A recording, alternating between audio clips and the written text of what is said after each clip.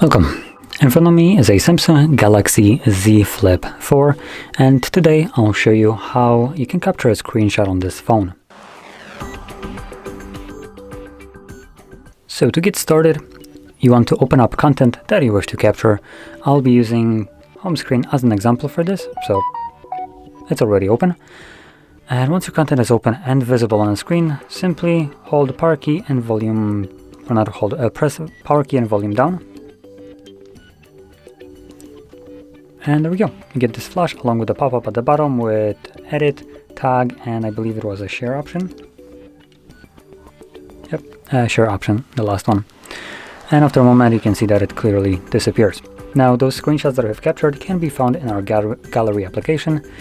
And luckily, Samsung does create an album called Screenshots, where you will find strictly screenshots that I have captured over the time.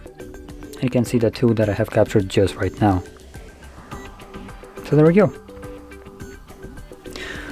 So if you found this very helpful, don't forget to hit like, subscribe, and thanks for watching.